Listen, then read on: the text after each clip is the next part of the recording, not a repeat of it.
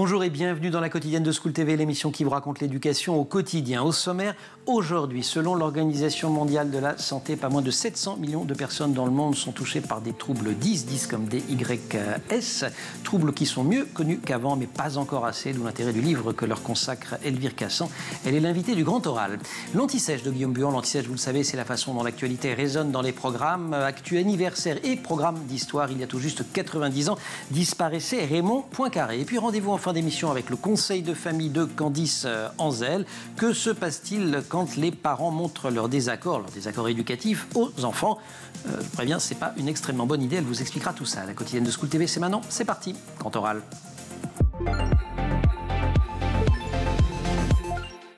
Elvire Cassan, bonjour.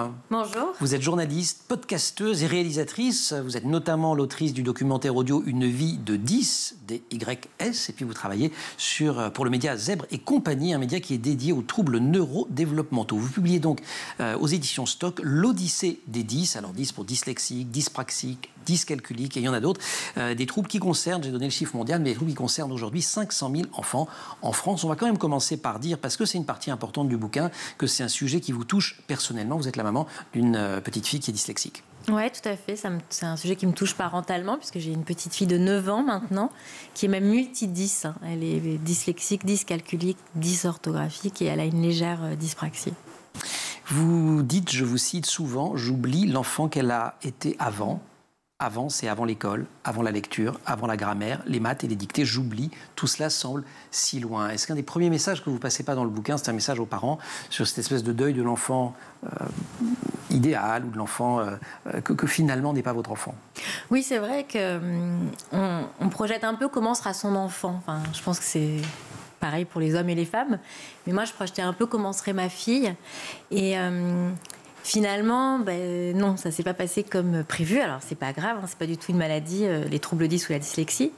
Mais c'est vrai qu'on doit faire le deuil de certaines choses. Et puis aussi, on doit surtout, c'est des enfants qui composent beaucoup, qui contournent beaucoup. Mais les parents également. Moi, elle m'a appris à contourner donc, les attendus que je pouvais avoir, liés à un héritage familial, culturel, une éducation.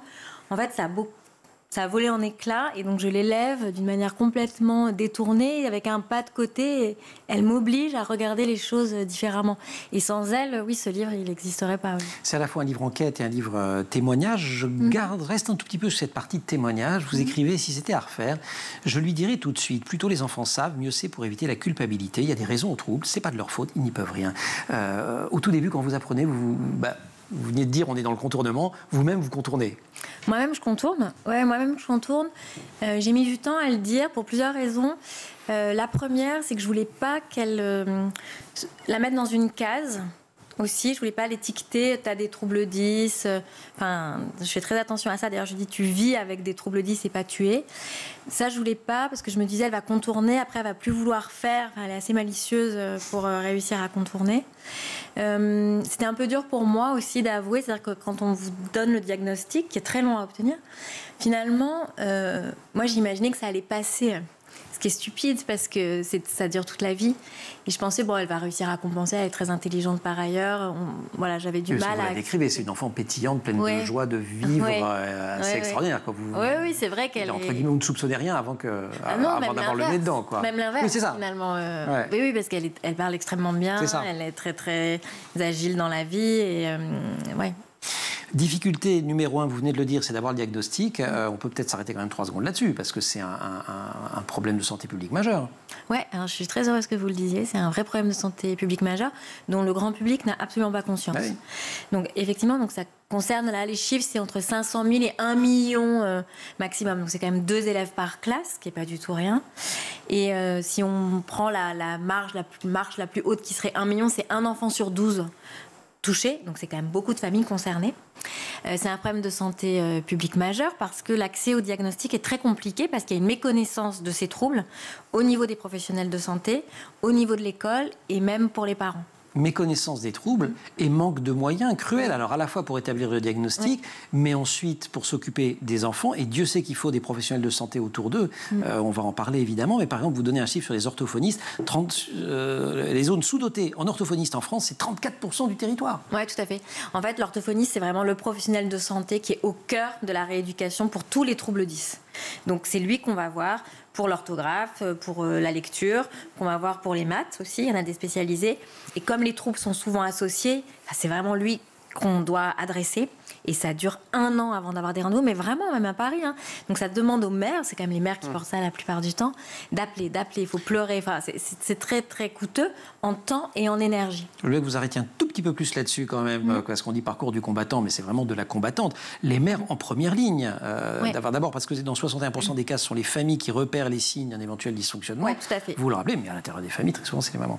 Oui, c'est les mamans. En plus, là, il y a une nouvelle enquête qui vient de sortir par la Fédération française des 10 qui annonce qu'ils ont mené toute une enquête, ils ont interviewé plein de familles et à 82%, le parcours de soins est porté par les mères.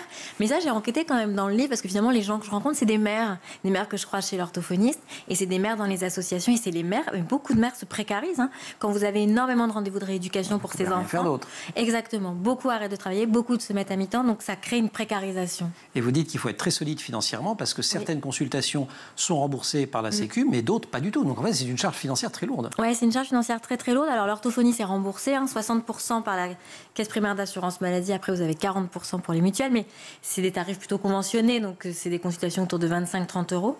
Bon, quand vous l'avez quand même 2 fois par semaine, si vous avez un reste à charge mutuelle, c'est pas anodin, mais c'est surtout tout ce qui concerne les séances de rééducation pour tous les enfants qui présentent une dyspraxie, donc ils ont du mal à se repérer. On a fait une émission il n'y a pas longtemps sur le sujet, difficulté à se repérer, problème de coordination des gestes, etc. Exactement, dans le temps, dans l'espace, ça demande beaucoup de rééducation.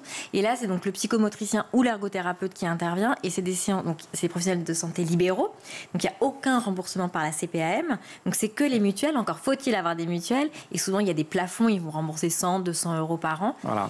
Et alors que les séances, c'est 50 euros, 60 euros, et c'est par semaine. Hein. Et ça aggrave, et on revient sur des questions de politique publique, les disparités sociales, les disparités territoriales, puisque finalement, toutes les familles ne sont pas égales face à ces troubles. Oui, c'est ça, c'est-à-dire que ça demande du temps et de l'argent. Alors, pour tout ce qui concerne l'argent, on peut faire des demandes de dossiers auprès des maisons des personnes en situation de handicap. Les NDPH. Mais là aussi, il faut être sacrément armé. Et il faut savoir remplir le dossier, parce que, si j'ai bien compris, pour chaque trouble, il faut un bilan spécifiant la nature et le degré du trouble.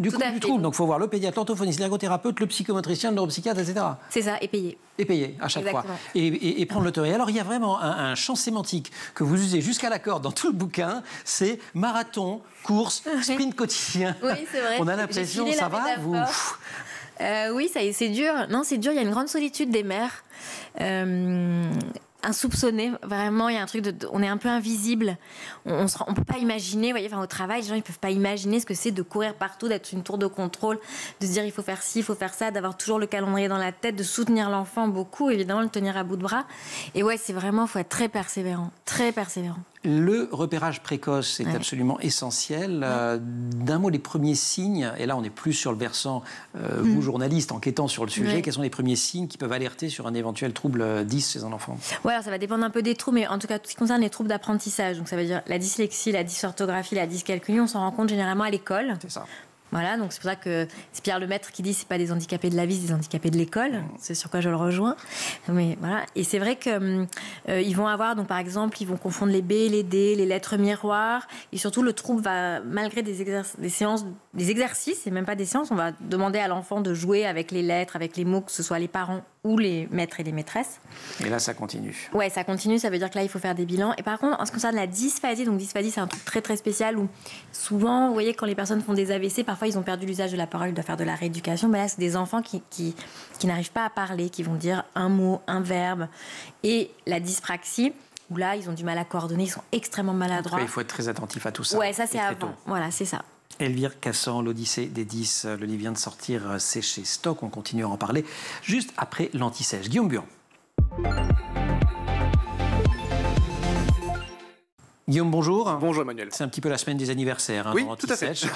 J'ai oublié le gâteau, je l'ai cherché. On a eu Anatole France, c'était les 100 ans, là c'est les 90 ans de la mort de Raymond Poincaré. Par où commencer ?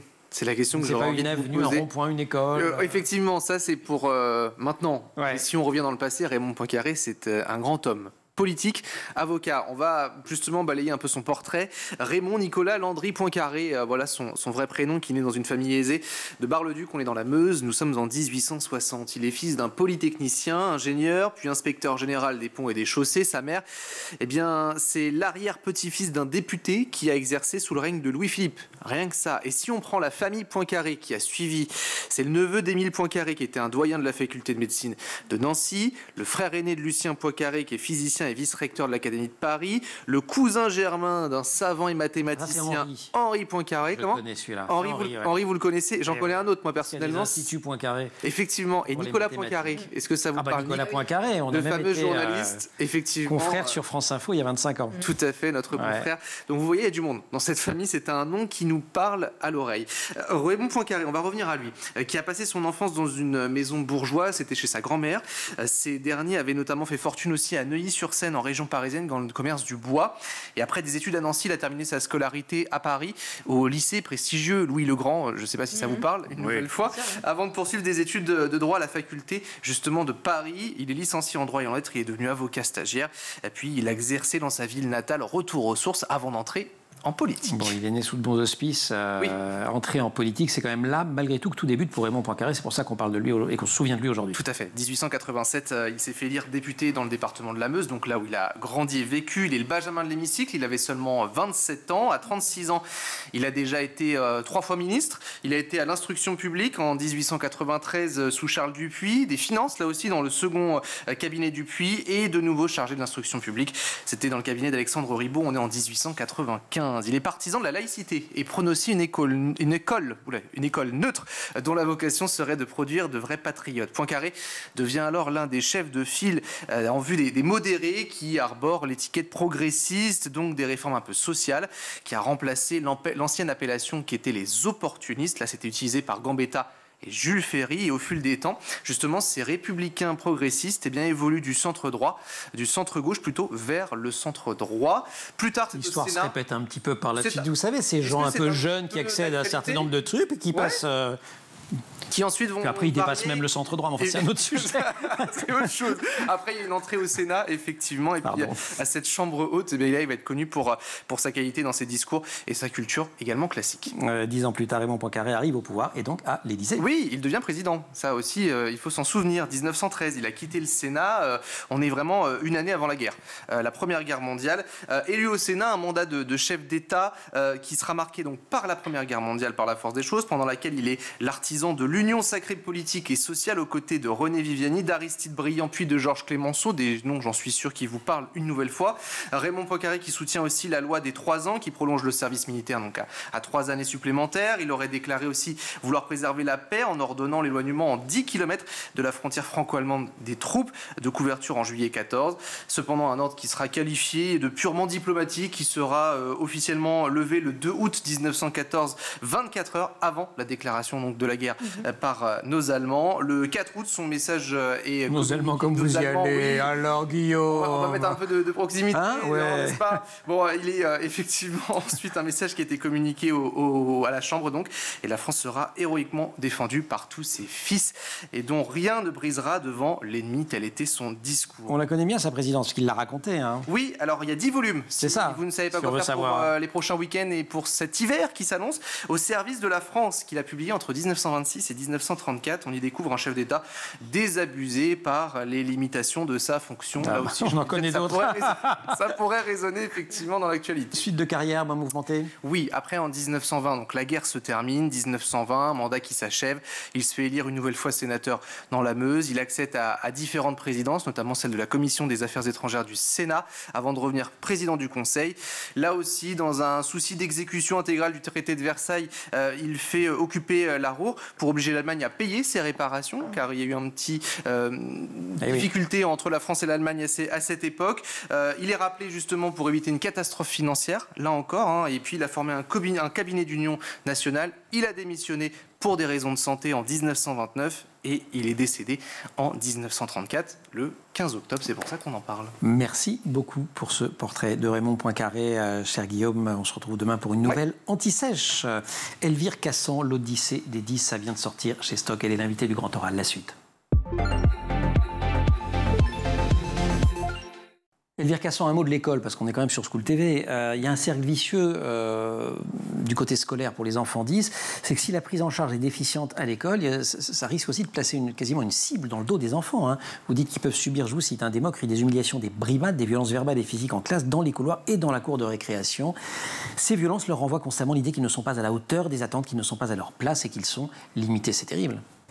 Oui, c'est assez terrible parce que l'école, en fait, se dit inclusive, mais elle ne s'adapte pas, elle n'adapte pas les apprentissages de manière véritable à ses enfants. Donc, il y en a quand même 2 par classe, donc c'est pas du tout anodin. Et ouais, c'est assez dur pour eux parce qu'ils sont... La situation de classe qu'on a vécue, où on n'y arrive pas, vous l'avez vécu, je l'ai vécu, c'est pas un très bon souvenir. Ah non, bon, pas du tout, je réussissais tout. Non, c'est une plaisanterie. Eux, ça peut être... Je vois très bien ce que vous voulez dire. Vous voyez, ouais. Et eux, c'est tout le temps. Eux, c'est tout le temps. C'est tout le temps. Il y a des alternatives. Ouais, des écoles alternatives, oui. Mais là, pareil, on en parlait en début d'émission, il faut avoir beaucoup d'argent. Il faut avoir beaucoup d'argent, voilà. Alors, il y a des classes spéciales, enfin, c'est pas des classes, c'est des dispositifs spéciaux dans l'école publique déjà, qui s'appellent les ULIS. Alors ça, c'est gratuit. Ça, c'est gratuit, c'est l'école publique. Voilà, mais il en manque. Et sinon, il y a des écoles alternatives. Donc, soit il va y avoir, par exemple, des écoles Montessori, soit des écoles très spécialisées pour les enfants qui présentent des troubles 10 ou des troubles avec un déficit de l'attention. Mais c'est extrêmement onéreux et il peut y avoir des prises en charge. Mais c'est pareil, ça dépend des MDPH. Dans le discours, l'air du temps autour des 10, parce que c'est quand même des troubles dont on parle beaucoup plus ces dernières années, qu'il y a ne serait-ce que 10 ans, ou ne parlons pas d'il y a 20 ans, il y a des discours qui vous irritent, et notamment le discours qui présente les troubles neurodéveloppementaux comme un don, comme une chance. Oui. Moi, je vous avoue qu'on avait reçu Guillemette Faure ici, qui avait fait un bouquin pour dire, tiens, il y a des dyslexies, comme Bronson, comme machin. Alors, elle disait pas, c'est génial des dyslexiques, hein, mais elle disait, ils ont des atouts, c'est chouette, ils pensent autrement. Vous dites, ok, tout ça est vrai, mais stop, quoi. En vrai, c'est pas une chance dans la vie. Oui, alors, c'est-à-dire qu'elle a fait un super livre, d'ailleurs, que je recommande, c'est 10 et ses lèvres. Enfin, c'est ça, voilà. Très bien, ouais, c'est super. Enfin, voilà. Non, c'est pas tout à fait ça. En fait, c'était plutôt ce que je voulais dire, c'était plutôt les parents qui revendiquent une spécificité chez l'enfant. D'accord, mon enfant est spécial. Voilà, mon enfant est spécial, c'est quand même très à la mode. Il y en a un qui est un peu HPI, il y en a un... Bon, généralement, c'est quand même plutôt... Les parents qui revendiquent ça, ça va être plutôt il est HPI, donc il est quand même super intelligent. Et en fait, je pense que quand on est confronté à la neuroatypie, c'est rarement une chance dans les petites classes. Après, oui, parce que ils deviennent... C'est des champions du contournement, donc ils vont avoir une acuité particulière. Mais le côté... En fait, ce que je pointe un peu du doigt, c'est les parents qui se gargarisent un peu de la spécificité de l'enfant, à laquelle, en fait, je crois pas trop, parce que les mères qui le vivent comme moi, on va pas le revendiquer. En fait, on va pas le revendiquer. Oui. On va s'envoyer des messages parce qu'on se sent très seul et qu'on est vraiment perdu. Et puis que c'est pas rigolo. Voilà. Enfin, vous le dites, je vous cite, qu'y a-t-il d'amusant à devoir toucher les paquets pour choisir la farine ou le sucre, parce qu'il est plus facile de distinguer les textures que les mots. Qu'y a-t-il d'amusant à devoir toujours redoubler des formes mnémotechniques pour essayer de se souvenir de l'orthographe, etc. Voilà, vous dites c'est quand même une... Non, c'est pas marrant. Je pense que plus tard... On revient à la course d'obstacles, quoi. Ouais, voilà, c'est quand même... Non, je pense que c'est pas marrant, mais c'est ce truc de l'air du temps, et tout le monde revendique un petit truc, mon enfant il est spécial, moi aussi je suis un peu spécial, je suis neuroatypique. Voilà. Yes. D'autres pays font beaucoup mieux. Vous vous arrêtez notamment sur le cas des États-Unis, de l'Italie, je crois, du Québec également. D'un mot, qu'est-ce qu'ils font de mieux que nous et pourquoi on ne pourrait pas faire pareil? Ouais, alors l'Italie, ils ont cette culture de l'accueil de manière très très importante depuis les années 70. Donc ils accueillent vraiment tous les enfants en situation de handicap et ils ont des enseignants spécialisés dans les classes. C'est un peu plus compliqué dans le monde du travail, mais quand même ça existe. Ce qui est très intéressant, c'est au Québec parce qu'ils ont des orthopédagogues. Et donc les orthopédagogues, ils vont faire le lien entre l'école, la famille et l'élève. Ce sont des enseignants spécialisés intervenant directement dans les classes. Ouais, c'est super. Ouais, c'est ça. Donc c'est vraiment ils font le trait d'union et ils vont dire là, l'enfant présente des difficultés, il faudra adapter comme ça pour aider les enseignants et aider les familles. Et ça n'existe pas en France, très peu. Je crois que ça commence à poindre un peu le bout de son nez. Et donc en France, c'est quoi le problème? C'est une question de moyens, c'est une question de culture, c'est un peu tout ça à la fois? Je ne sais pas si c'est vraiment une question de moyens, parce que je pense qu'il y a quand même de l'argent qui est donné à l'école. Il y a quand même des économies de bout de chandelle, néanmoins, qui sont faites. C'est-à-dire qu'avant, en fait, on reconnaît que l'enfant peut être placé en situation de handicap depuis la loi de 2005. Donc on décide de donner en fait des moyens de compensation qui peuvent être des aides humaines, donc les AESH, exactement, c'est ça. Anciennement les AVS. Exactement, ou avoir accès à du matériel spécial, des choses comme ça. Mais en fait, ce qui est compliqué, c'est que les AESH, il y en a de moins en moins, il y a très peu d'heures qui sont allouées, c'est assez compliqué, il faut passer par les formation assez considérable aussi. Et personne n'est formé. Donc je pense qu'il y a en fait une chose qui est marquante, c'est de se dire, OK, depuis 2005, on dit qu'on va accueillir tous les enfants. Il y a eu d'autres lois. Depuis, on forme à minima vraiment les enseignants. Depuis 2019, ils ont 25 heures de formation sur l'école inclusive, mais c'est plus des parcours administratifs que sur des troubles, sachant qu'ils accueillent beaucoup d'enfants en situation de handicap. Pas que les 10. Il y a aussi des TDAH et des autistes, par exemple. Et donc, en fait, c'est quand même compliqué parce que on pourrait se dire, si vraiment l'école se voulait inclusive, pourquoi est-ce qu'ils ne parlent pas du manuel ? En fait, finalement, les manuels scolaires, ils ne sont pas adaptés aux enfants de 10. Alors que déjà, rien que ça, c'est un signal, Alors, un signal important. Il y a quelques éditeurs qui, eux, se sont spécialisés dans la réédition d'œuvres classiques pour que ce soit plus accessible à ces enfants. Tout à fait. Et pourquoi les manuels scolaires ne le font pas ? Oui, finalement, alors qu'elle proclame qu'elle est inclusive. Et pourquoi est-ce qu'elle ne forme pas ? Sachant que les enseignants, ils ont envie d'être formés. À la fin du livre, vous nous livrez une série de portraits de personnes souffrant de troubles 10, aussi bien des célèbres que des anonymes. C'était quoi votre idée ? C'était de montrer la suite de l'histoire et qu'il y a une suite de l'histoire possible plutôt sympa ? Oui, c'est ça en fait. C'est quand même pas une fatalité. Voilà. Vous voyez, c'est pas une maladie, on n'en meurt pas. On est et on reste 10 toute sa vie. Après, vivre avec. On vit avec. Il y a des degrés au trouble, il y a des moyens de compenser. Mais ce qui était difficile pour moi, c'est voir mon enfant, et ce que vit mon enfant, malheureusement, ce que vivent plein d'autres enfants, c'est de la voir qui a si peu confiance en elle. Cet enfant qui avait tellement confiance en elle et qui a si peu confiance en elle, et on se dit mais c'est pas possible alors qu'on sait les répercussions des troubles, c'est pas possible que ça n'ait pas changé. Et c'était un peu l'idée des portraits. Il y a plusieurs générations. Thomas Legrand, il a 60 ans, lui, il reste quand même marqué. Voilà, le journaliste France Inter, chroniqueur dans Libération aussi. Je le cite, Thomas Legrand, quel métier vous voulez faire ? On lui demande. Thomas répond spontanément, journaliste. Et il y a un grand ponte, c'est lui qui le dit, dans la salle, il rit. Et telle une traînée de poudre, les éclats de rire des internes se propagent dans la salle de consultation. En fait, il est à l'hôpital. Oui, tout à fait. Pour son trouble. Humiliation et vacillement intérieur, écrivez-vous. Oui, et ça, c'est quand même une constante. Oui, c'est une constante. En plus, à ce moment-là, pour lui, c'est important. Pour lui, c'est important parce que, comme il pense qu'on va lui apporter des réponses et qu'il va avoir un soutien. Vous voyez, justement, d'un grand pont, de quelqu'un qui est spécialisé, qui va un peu lui tendre la main et lui dire oui, c'est possible. Et en fait, non. Donc, l'idée, c'est au contraire du livre aussi, c'est dire en fait, c'est possible. S'il n'y a pas un déterminisme, on peut y arriver. Et toujours dans les sentiments qu'on retrouve fréquemment en lisant ces témoignages, la peur, la honte, on en a parlé, et un sentiment d'usurpation. Ensuite, quand on réussit à faire un truc... le syndrome de l'imposteur.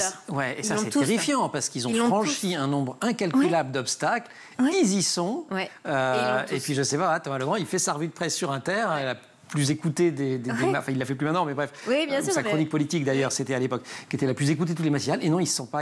ça reste toute la vie, quoi. Oui, c'est ça. Et ça, c'est quand même... Voilà, moi, j'aimerais que ça ne reste pas toute la vie, que ça se dépasse, parce qu'ils ont tous ce syndrome de l'imposteur, mais tous qu'ils aient très très bien réussi comme Thomas, ou qu'ils aient trouvé une place, tous, dès qu'il y a un moment où ils vont écorcher un mot, ils ont ce truc de l'imposteur. Et des trucs enfantins, des trucs archaïques qui remontent. Exactement. C'est ça.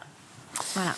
L'Odyssée des 10, enquêtes et témoignages au pluriel sur ces troubles qui bouleversent des vies, avec un bandeau qui rappelle que 7 millions de Français sont touchés par les troubles 10. C'est signé Elvire Cassan, journaliste, podcasteuse, documentariste.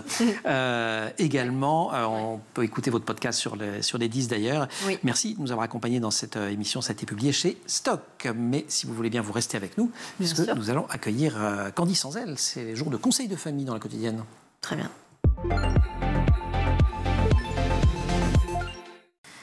Notre rendez-vous hebdomadaire avec le conseil de famille de Candice Sanzel. Candice, bonjour. Bonjour. Conseil de famille aujourd'hui autour de la cohérence parentale qui est essentielle pour éviter les messages contradictoires et offrir à nos enfants un cadre sécurisant. Alors on ne parle pas évidemment du fait qu'on peut ne pas être d'accord sur différents sujets, un film ou je ne sais quoi. Alors on parle vraiment de la cohérence éducative dans cette chronique, puisqu'en tant que parent, être sur la même longueur d'onde, c'est absolument primordial. Comment on fait ? Mais imaginez la scène, votre ado arrive avec un sourire un peu trop stratégique à votre goût, les yeux du chaboté. Maman, s'il te plaît, est-ce que je peux aller voir un match de foot ce soir chez Alexis ? Promis, je rentre pas tard. Puis bon, vous, pleine de bon sens, vous répondez bah oui. Demain, il y a quand même contrôle de maths. C'est la semaine. Mais non, c'est du foot. Oui, mais vous allez voir que c'est papa qui dit ça dans la cuisine. Bah oui, il est très bien le papa. Voilà, mais c'est quoi comme match ? Solidarité, le papa. Oui, vas-y, bien sûr. Et là, évidemment, vous devenez la méchante et votre ado jubile. Ouais. Donc s'ensuit ensuite une négociation incessante. Mais papa, il a dit oui. Ouais. Mais oui, mais en même temps, je savais pas que maman l'avait dit non. Mais enfin, je suis désolée, il a quand même contrôle de main. Allez, s'il te plaît. Bon, bref. C'est là que la cohérence parentale est vraiment cruciale. On le raconte un petit peu à la blague. blague. Néanmoins, c'est vraiment important parce que les enfants, ils ont besoin de ça, de stabilité. Ils ont besoin de C'est ce qui les stabilité sécurise. pour se sentir effectivement en sécurité. Et puis, lorsque les messages sont contradictoires, en réalité, ça va créer de la confusion et l'enfant peut tenter de jouer justement avec ces différences. Donc, une cohérence parentale solide, ça va leur montrer que les parents forment une équipe solidaire qui les aide à comprendre et respecter les règles. Pour devenir des parents cohérents, on fait comment? Par exemple, typiquement, vous renoncez à cette histoire de il y a école le lendemain et vous acceptez qu'il aille voir le match de foot, ce qui est quand même un truc normal, non? Bon, vu de ce point de vue-là, pourquoi pas? Mais disons qu'il faut d'abord s'entendre vraiment sur les valeurs et les règles communes qu'on a envie de transmettre à son enfant. Donc, il vaut mieux discuter évidemment en amont de ces règles, pas devant l'enfant. Heure du coucher, écran, éducation, etc. Et cette discussion, elle va permettre en fait de fixer une ligne de conduite commune et de prendre le temps d'écouter chacun. Donc, moi, ce que je conseille, c'est de prévoir des moments réguliers, sans enfants, des sortes de réunions parentales. Il y a bien les réunions parents-prof, et nous, on va faire les réunions parentales pour discuter des règles et suivre justement et ce qu'on va pouvoir mettre en place. Et puis, ça permet aussi de savoir ce qui fonctionne, ce qui ne fonctionne pas, et puis de pouvoir se réaligner s'il y a des problèmes comme ça. Avec une règle intangible, c'est que la petite blague qu'on a faite, il ne faut surtout jamais le faire devant un enfant. C'est-à-dire que même si on n'est pas d'accord dans un couple, il faut que l'un des deux accepte de laisser l'autre l'emporter et on règle ça ailleurs. C'est ça, quand on n'est pas d'accord, on fait en sorte de ne pas le montrer. Donc ça va éviter surtout qu'une faille énorme dans laquelle l'enfant va évidemment s'engouffrer. Donc vous réagissez en gros de manière neutre. Donc si une divergence s'installe, vous faites la petite astuce pratique, vous ne donnez pas de réponse hâtive et vous allez utiliser la phrase fétiche. Écoute, on va en discuter et on te donnera une réponse. Comme ça permet quand même d'avoir un peu de temps. C'est le même genre de phrase que quand on demande une augmentation à son patron. Exactement. Je vais y réfléchir. Et en cas de crise, parce que ça arrive quand même, on reste unis. Donc si l'un des parents intervient, l'autre doit soutenir la démarche et éviter de contredire. Donc lors d'une crise, on va évidemment décider de qui va gérer la crise. Et l'autre parent, il arrive en soutien. Bon, il y en a toujours un qui a le mauvais rôle. On essaye quand même d'alterner, sinon c'est pas très juste. Et ça va renforcer quand même cette idée que on est une équipe solidaire aux yeux de l'enfant. Ok, mais si on n'est vraiment pas d'accord entre parents. En fait, chaque parent a évidemment sa vision de l'éducation. Donc la cohérence, ça nécessite des compromis. Donc il est parfois nécessaire de céder sur certains points pour maintenir cette ligne commune. On va trouver des compromis qui conviennent aux deux, même si ça signifie évidemment lâcher un peu de lest, forcément sur certains détails. Ce qui compte, c'est vraiment de rester soudés dans les grandes lignes.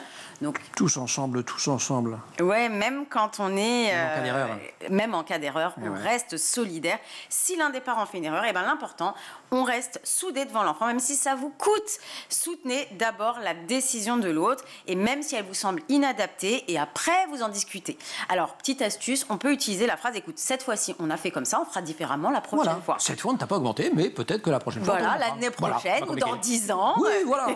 En fait, admettre en plus les erreurs ensemble et proposer derrière un ajustement pour la prochaine fois, ça va montrer à l'enfant que les parents, nous aussi, on est capable de faire des erreurs et qu'on peut s'améliorer ensemble. Et ça, comme je vous écoute quand même avec beaucoup d'attention, je sais que c'est très important parce que c'est la fameuse exemplarité.